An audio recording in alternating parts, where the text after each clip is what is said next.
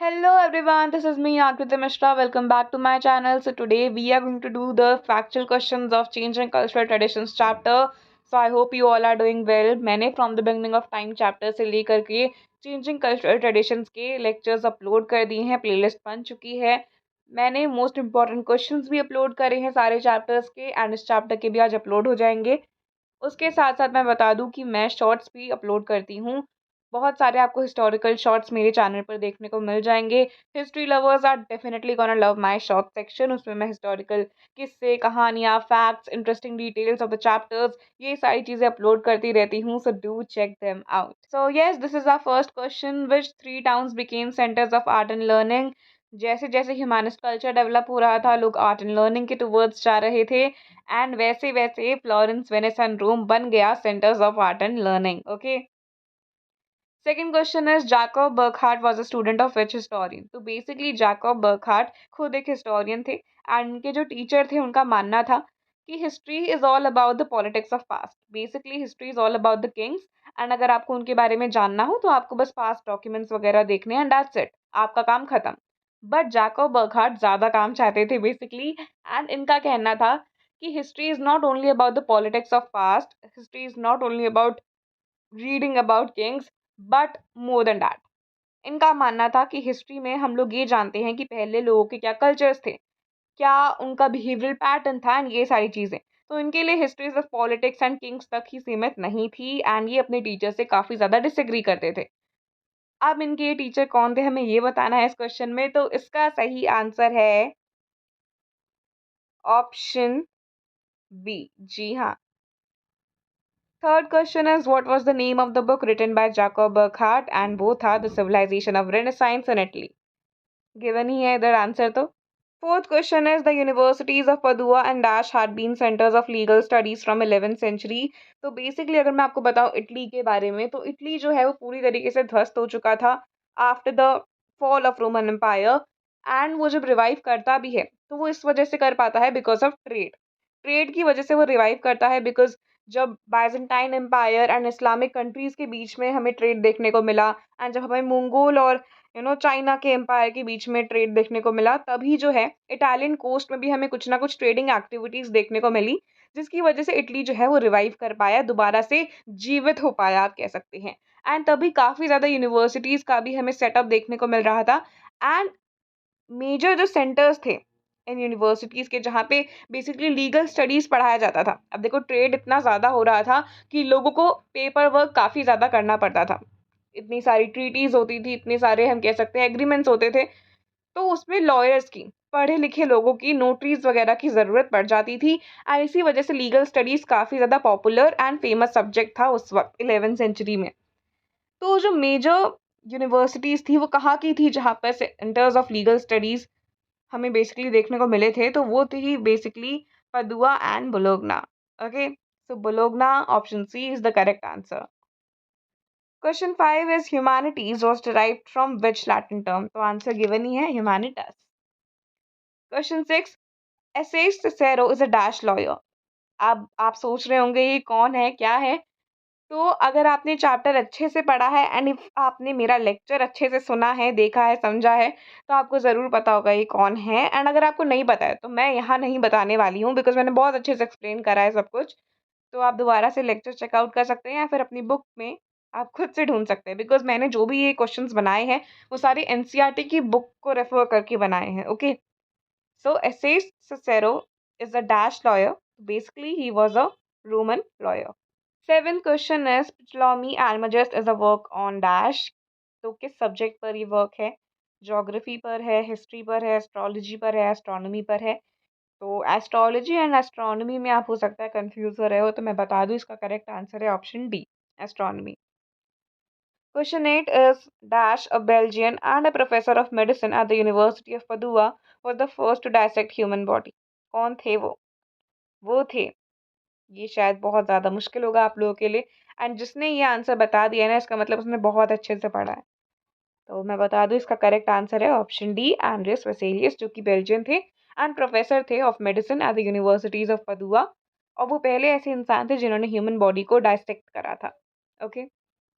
Basically आपको artist and realism वाले topic में हो सकता है देखने को मिल जाए, बिकॉज वहीं पे बात करी जाती है कि कैसे जो आर्टिस्ट हैं वो लोग मेडिकल लैब्स वगैरह जाया करते थे, वो लोग साइंस को ज़्यादा पढ़ा करते थे, so that they can make more realistic paintings and sculptures. तो इसी में हम लोग एंड्रेस वेसेलियस के बारे में भी जानते हैं, who was the first person to dissect human body. Okay. Question 9 is the painting of Mona Lisa and the last supper are the works of whom? तो ये तो आपको शायद पता होगा, मोनालिसा से तो आपको पता चल ही गया होगा। इसका करेक्ट आंसर है option C, Leonardo da Vinci. Question 10 is dash immortalized by the sealing of the painted for the Pope in the Sistine Chapel or Capelle. The sculpture called the Pita and is design of the dome of St. Peter's Church all in Rome. तो basically बताना है कि ये सारे work जो हैं वो किसने करे हैं। ब्रुनेल्ची ने करे हैं, माइकल एंजेलो ने करे हैं, ड्यूरर ने करे हैं, डोनाटेलो ने करे हैं। तो पीटा से आपको समझ आ जाना चाहिए वो कौन है। जी हाँ, वो है Michelangelo. Option B is the correct answer. या तो आ गया है homework question, how many copies of Bible were printed. तो जैसा कि आपको पता है कि प्रिंटिंग जो थी वो आने लग गई थी, प्रिंटिंग टेक्नोलॉजी जो कि चाइना से यूरोप ने सीखी थी, यूरोप से उन्होंने अक्वायर करी थी और वटेवर। एंड आगे जाके उन्होंने अपनी टेक्नोलॉजी का तड़का लगा दिया एंड वो प्रिंटिंग प्रेसेस भी लेकर आ गए। और उसके बाद जो पहला बुक था जिसे प्रिंटिंग प्रेस के थ्रू प्रिंट करा गया वो था बाइबल। तो उसके काफ़ी कॉपीज बने थे एंड आपको बताना है कि कितने नंबर ऑफ कॉपीज प्रिंट हुए थे। So it is a homework question. ये भी एक होमवर्क क्वेश्चन है कि किसने प्रिंटिंग प्रेस को इन्वेंट करा था। Even a 10th class child can answer this. Yes, definitely. Question 13 is who wrote a pamphlet defending acquisition of wealth as a virtue? क्या वो माइकल एंजेलो थे, क्या वो ब्रुनेल्ची थे, क्या वो फ्रांसिस्को पेट्रार्क थे, या फ्रांसिस्को बर्बारो थे? तो ये थे आपके फ्रांसिस्को बर्बारो। देखा, इतने फैक्चुअल क्वेश्चंस हैं। ये ऐसी चीजें होती हैं ना जो आप भूल जाते हो, बस पढ़ के निकल जाते हो, बट ये काफी इंपॉर्टेंट होते हैं क्योंकि एमसीक्यू फॉर्म में आ सकते हैं।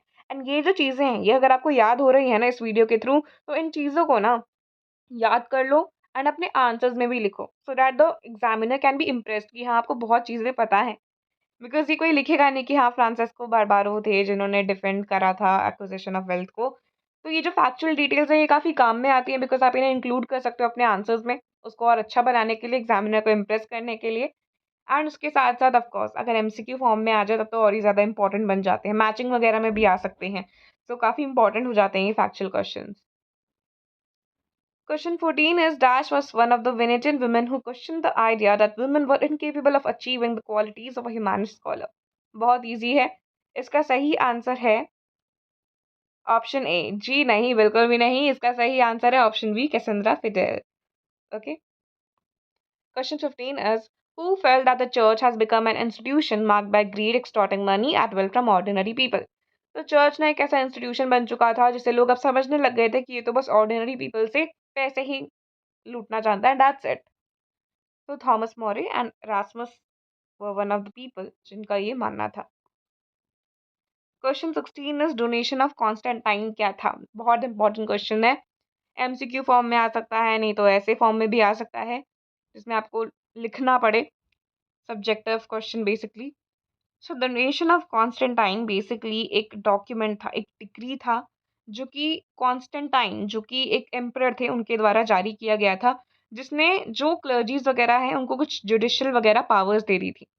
तो बेसिकली इसमें ये बताया जा रहा है कि कैसे जो यू नो जो सारे क्लर्जीमैन वगैरह थे वो अपनी पावर्स का मिसयूज करते थे एंड ऐसी पावर्स ये लोग क्लेम करते थे इन डिक्री वगैरह के थ्रू। मतलब रिलीजन में कहीं पर भी नहीं लिखा था कि एक मीडिएटर की ज़रूरत है या क्लर्जीमैन की ज़रूरत है, बट क्लर्जीमैन ऐसा दावा करते थे कि वही एक ऐसे इकलौते हैं जो कि भगवान के साथ हमारा कॉन्टैक्ट जो है वो स्टैब्लिश कर सकते हैं।